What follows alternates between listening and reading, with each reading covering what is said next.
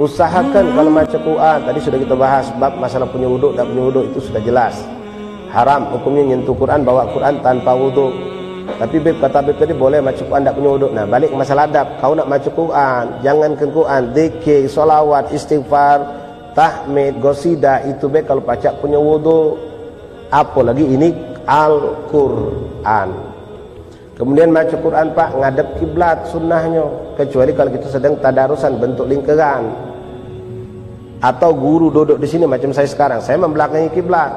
Memang ini posisi yang sudah berlaku dari zaman Rasulullah. Tapi kalau kita dewean, kebetulan nak ngaji dewean, cari yang ngadep kiblat. Minta maaf Pak, mudah-mudahan masjid kita tidak katik. Kadang-kadang kita ni hobi nak bersenderan. Pas masuk masjid, tengok tiang sikok 4, 5, 8, 10 ni lah ada penghuninya kalau. Karena masih nak nyender juga, hanya nyender ke belah situ dia, ngadep ke sana tahan. Nah ini kurang adab, kurang akhlak. Lebih buruk lagi kadang terjenguk sambil selonjor pula. La ilaha illallah. Al-Quran itu perlu adab. Macu selembar dengan adab lebih abdul pada hatam Quran tanpa adab. Di antara adabnya ngambil Quran dengan tangan kanan, jangan dengan tangan kiri. Kadang-kadang kita sambil berteleponan, ngangkat telepon sambil ngambil Quran. Ya kaki ketemu di sana bila kita kayak sat jadi dia. Ngambil Quran dengan tangan kiri, HP tangan kanan. Naudzubillah. Yang ngambil kitab tangan kiri itu ahli neraka. Sifat yang Allah sifatkan orang yang ngambil kitab amal pada hari kiamat dengan tangan kiri itu ahli neraka. Makanya kita dalam doa ketika nyuci tangan, wudu, Allahumma atini kitabi biyadi yumna wala ta'tini bil yusra au min wara'id dhuhri. Dua sifat yang disifatkan oleh Rasulullah, ahli neraka itu nerima kitab amal dengan tangan kiri atau lewat belakang. Maka hati-hati juga Bapak hadirin rahimakumullah, jangan galak nyender di gerobak yang ada Quran.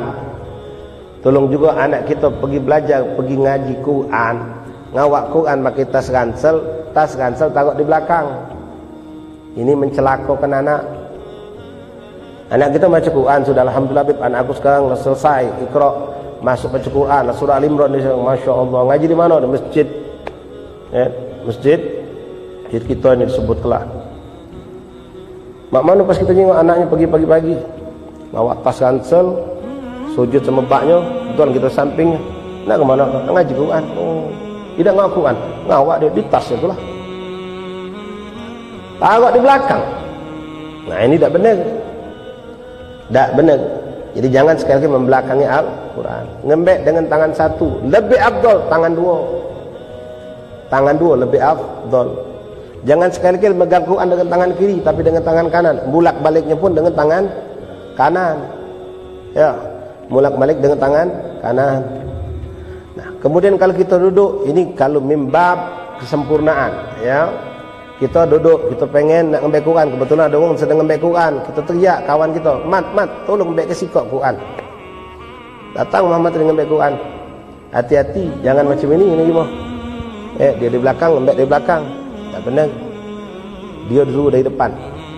Al-Quran ini dari depan, ngenjuknya dari depan, bukan dari belakang.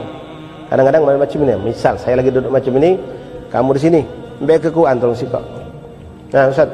Ya, terima kasih. Ini kadang dapat sadar.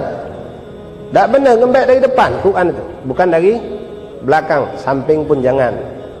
Kemudian nak afdalnya wong yang bakal nerima Quran ini tegak berdiri nyambut Quran. Ini etika adab yang paling sempurna, tegak kita nyambut. Lalu kita duduk lagi. Karena Al-Quran Pak, Al-Quran kalamullah. Sikok huruf Quran tak sebanding dengan beratus-ratus jilid kitab yang bukan Quran, walaupun itu kitab agama. Kemudian muka Quran, hati-hati Bapak Ibu rahimakumullah, jangan sembarang. Quran ini muliakan, jangan model macam kita muka majalah. Allah, Quran ini Quran, buka pelan-pelan, ada tandanya, cari lah, ketemu, dapat baca, bukan model macam muka majalah. Ini yang bakal ngeret kita ke kecelakaan nerakanya Allah Subhanahu wa taala. Kemudian ikhwan rahimakumullah, mulak-malik Quran dan benar, megang tangan kanan, kalau tidak tangan dua. Bahkan maaf, bukan cuma Quran, kitab wirid, kitab zikir apapun, kalau baca juga tangan kanan. Model kamu memimpin wirid, memimpin tahlil, memimpin Quran, macam ini. Jangan salah setel. Nah, kebanyakan kita macam ini. Tangan kanan megang mic, tangan kiri megang Quran. Ini kurang adab. Kemudian yang terpenting, Quran jangan sekali-kali lebih rendah dari lutut kita. Tinggikan. Unjuk lehang juga maaf, tolong. Orang masjid, dimanapun masjid musola, jangan kita terlalu pelit gara-gara nak beli lehang belagak bagus syar'i, mahal tahan dari yang tidak syar'i. Sekarang ni lehang asak lehang baik pak, model endep, cepek, nah cuma macam ni 25 cm dari lantai. Kita nak Quran di bawah lutut kita, Quran itu. Tak benar. Ada lagi maaf, Quran di pangkunya, ditaruhnya antara dua pahanya. Sehingga maaf, na'udzubillah min dzalik, Quran itu sejajar dengan borongnya, dengan kemaluannya. Ada pula. Jadi nak hati-hati, adab ini perlu dijaga. Muka, nah zaman dulu, zaman sekarang lah jarang terjengok pak. Ya alhamdulillah, kertas zaman sekarang mungkin lebih cantik. Ya. Muka Quran zaman bingin, tak tahu masih tak orang sekarang. Kalau ada tolong diingatkan pelan-pelan. Diingatkan, gawe itu salah. Besok tua-tua galak. Pas dia muka lembaran berikutnya, sago.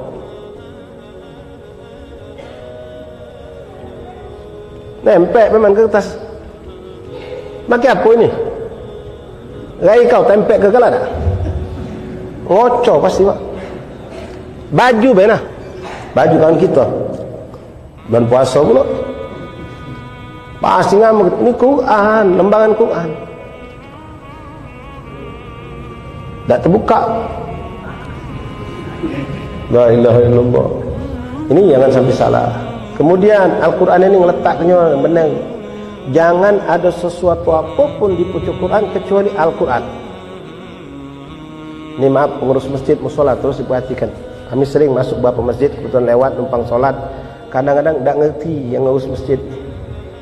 Quran tumpuknya dengan yang bukan Quran. Yasinan itu mana boleh pucuk Quran, karena dia campur dengan bukan Quran. Tak ada pucuk Quran kecuali Quran. Macam Quran sudah selesai, tadi sudah saya buka. Jangan ditandai dengan ditekuk-tekuk. Tunjuk tanda yang baik. Lidi yang suci boleh, atau kertas polos boleh, pakai benang boleh.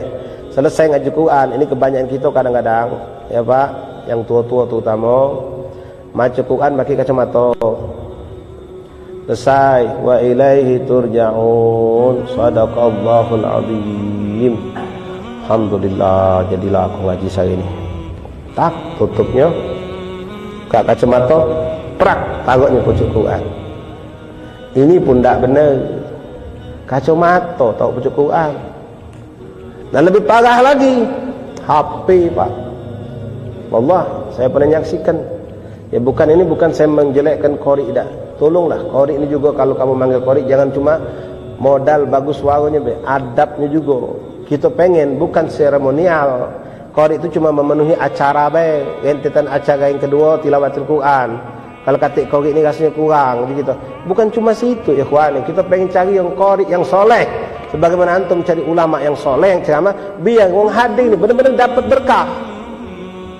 Dapat berkah, baca Quran dia tembus ke hati yang keras. Bahkan orang yang lewat pun, numpang lewat di depan kita ni nah, seng terdengar-dengar, tersentuh hatinya. Kita pengen cari yang macam itu, yang punya akhlak, punya adab. Ini waktu dia belum tampil, asyik main HP. Tak, kapan ni baca Quran? Ya Allah. Ada lagi, jadi punya batasan HP tadi. Na'udzubillah, ini orang tak punya akhlak, tak punya adab. Yang macam ini yang bisa menjerumuskan kita ke dalam nerakanya Allah subhanahu wa ta'ala. Jadi kitab Quran tak boleh ada sesuatu di pucuk kecuali Quran. Mugolah kitab hadis, mugolah kitab hadis. Kitab tafsir pun jangan, tafsir di bawahnya. Karena tafsir ada ucapan-ucapan manusia yang mentafsirkan daripada isi Al-Quran. Jadi Al-Quran murni di atas segala-galanya, dan tidak boleh ada di atas Al-Quran sesuatu kecuali Al-Quran. Jelas insya Allah.